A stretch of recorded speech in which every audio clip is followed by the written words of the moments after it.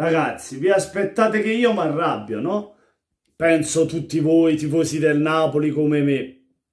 Oppure atalantini, vi aspettate una reazione che io mi arrabbio. Invece no, questa sera non mi arrabbio perché incontriamo una squadra mostruosa, una squadra che non smette di correre per 90 minuti, una squadra che su ogni pallone ci arriva sempre, una squadra che difficilmente la metti in difficoltà. Ma buonasera a tutti amici, da Napuriel 87. Sì, non sono pazzo dalla gioia perché questa sera il mio Napoli ha perso, ma ha perso con una squadra che corre tantissimo, non smette mai di correre.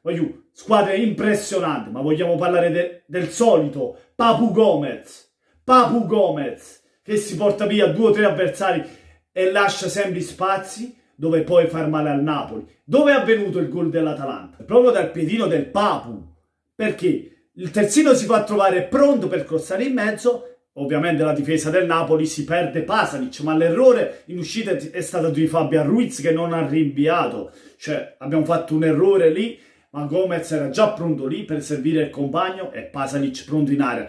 E con Pasalic chi c'era? Il solito Zapata, un altro giocatore da osannare. Che partita ha fatto Zapata? Che partita ha fatto Zapata? Sì, perché ogni rilancio del portiere di Gollini c'era sempre Zapata, stoppava il pallone, portava via 3 difensori, oppure che siano i centrocampisti, li portava via con sé, si prendeva il fallo, scaricava il pallone per gli amici. È un giocatore impressionante e chi lo dava già per finito, perché io ho sentito anche qualche atalantino che l'ha dato già per finito. Non me le fate dire cose, cioè ha fatto un partitone lui e Gomez spettacolare, ma questo non solo lui e Gomez, è tutta l'Atalanta.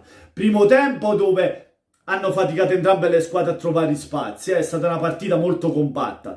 Diciamo, il Napoli, sappiamo, aspettava lì l'Atalanta che si aprisse e andava di contropiede. Politano ha sbagliato un paio di tiri, veramente scandaloso, le ha buttate tutte a prendere Palombi. Politano proprio la porta non l'ha vista, Insigne uguale. Cioè l'Atalanta ha visto di più la porta che ha impensierito Ospina con un grande tiro da fuori di chi? Del Papu Gomez. E poi un'occasione enorme sulla testa di Toloi, e meno male che Toloi in quell'occasione aveva un po' la testa storta, ce l'aveva un po' a matrongola, non era equilibrata, meno male, perché sennò già andava in vantaggio. Già nel primo tempo l'Atalanta poteva andare in vantaggio per le occasioni che ha avuto, perché erano più pericolose del nostro Napoli. Secondo tempo, subito ha fatto capire subito chi è padrona del campo. Infatti arriva il gol di Pasalic su disattenzione della difesa del Napoli, ovviamente, e il secondo gol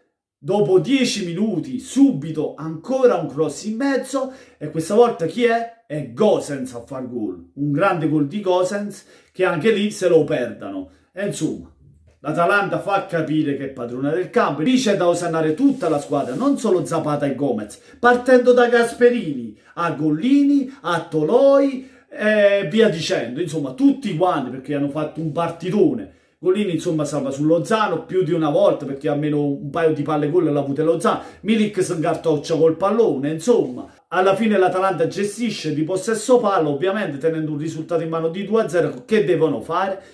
E se la porta a casa, meritatamente. Tanto di cappello all'Atalanta.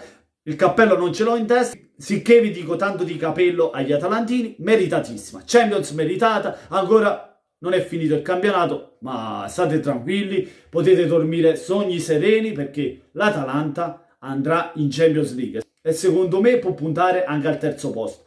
Attenzione interisti, attenzione. E niente, lasciate un bel mi piace se vi è piaciuto il video, ma soprattutto venite sotto il video di Napuriello87 ed iscrivetevi al canale. E che dobbiamo dire, quando quelli hanno i mostri, quando quelli hanno le Duracell, quando quelli non si stancano mai, li puoi buttare pure a terra, quelli si rialzano e continuano a correre, non li prendi, non ne piglia proprio. Noi eravamo a 500, loro erano a Ferrari stasera. E niente, con questo è tutto. Buona serata a tutti amici, da Napuriello87 e forza Napolese, camma fa?